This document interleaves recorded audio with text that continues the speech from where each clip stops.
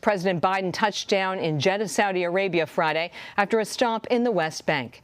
The president drew criticism for greeting the Saudi Crown Prince Mohammed bin Salman with a fist bump after shaking hands with some Israeli officials during a stop in Jerusalem. Biden has previously denounced the Saudi Crown Prince over the murder of journalist Jamal Khashoggi. CBS's Ed O'Keefe has been following the president during his 4-day trip. With the bump of two fists, President Biden today gave media-savvy Saudi Crown Prince Mohammed bin Salman the viral moment he's been seeking. The president was reluctant to meet with MBS, as he's known, having denounced him publicly after U.S. intelligence confirmed the Saudi leader ordered the murder of one of his critics, Washington Post columnist Jamal Khashoggi.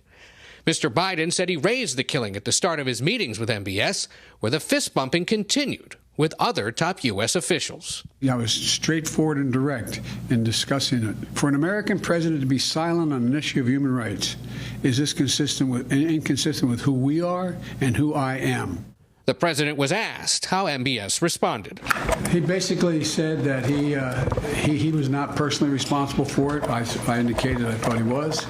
There was a clear difference of opinion, confirmed by Saudi Minister of State for Foreign Affairs Adel al-Jubeir, who attended the meetings.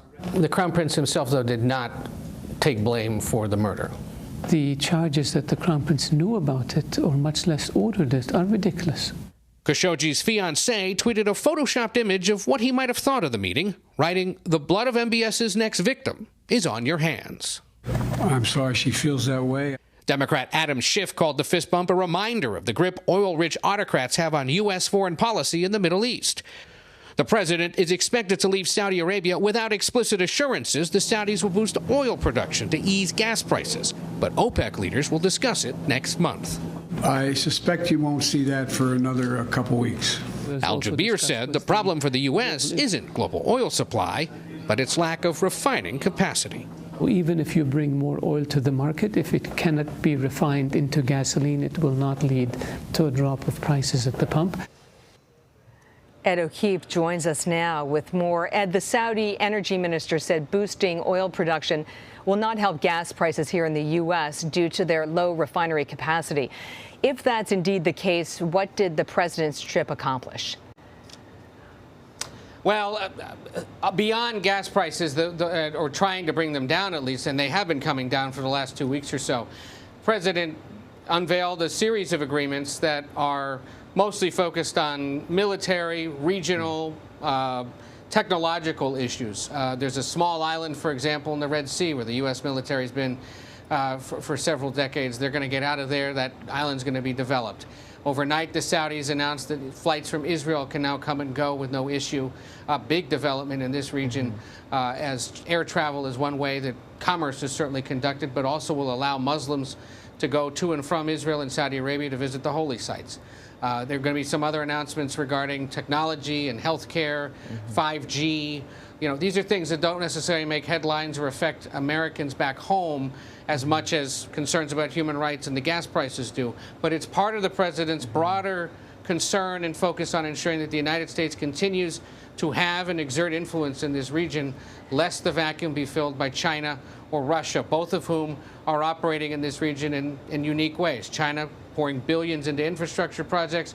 Russia, of course, involved in the situation in Syria, tight with Iran, which, of course, is a foe of the Saudis, the Israelis, and so many other Gulf countries who will be at a big meeting with the president on Saturday. Let's talk a little bit more about how the president navigated the issue of the slain journalist Jamal Khashoggi. Well, as he said in our report, the issue came up right at the beginning of the meeting. He was explicit about it with the Crown Prince.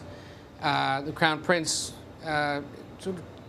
toed out the line that they've used before, which is he's responsible for Saudi security services and for how the situation was handled, but denied that he is responsible for ordering the killing. His spokesman, al-Jubeir, who we spoke with there, the Minister of State for Foreign Affairs, said again that same thing and confirmed that it came up in the meeting. The president apparently telling the Crown Prince that the issue is of special concern, especially to lawmakers in the United States, many of whom expressed criticism for the meeting happening at all today.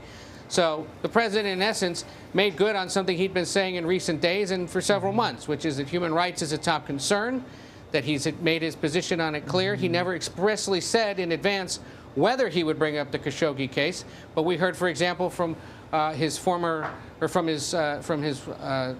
fiancée, I believe it was, who had said that the White House had told her that he would bring it up. Well, if that's the case, then he made good on it today by doing so. And it may have caused some discomfort, but as the president made clear, as the Saudis made clear in our interview, there were a wide range of issues discussed over roughly 3 hours together. Well, a wide range of issues, but really that image is the one that everyone is talking about, that fist bump.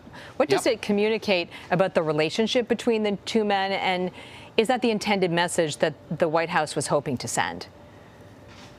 Well, what it's going to do is, and anyone who's got a phone in this region, and that's most young people, certainly, and in essence, the constituency that MBS is most concerned about cultivating as he's set to take over the kingdom in the coming years when his father ultimately goes. He gets it. He gets that, social media, image, how you're perceived on the world stage is going to matter to the future of this kingdom. So by getting that face-to-face moment outside as the meetings began, and then inside a face-to-face across-the-table meeting, it gives him a level of legitimacy that world leaders, whether democratically elected or autocrats, or kings in this case, and princes, often seek. FaceTime with the American president. He got it. Is that what the White House wanted?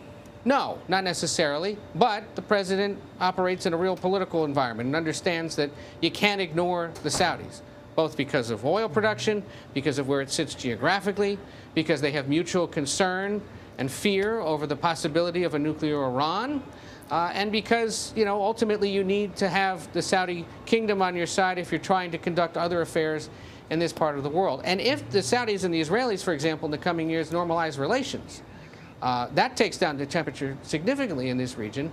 And we've seen, whether it's Bahrain, the UAE, and others, they too want to maintain some kind of normalization with Israel. That was part of this week's trip.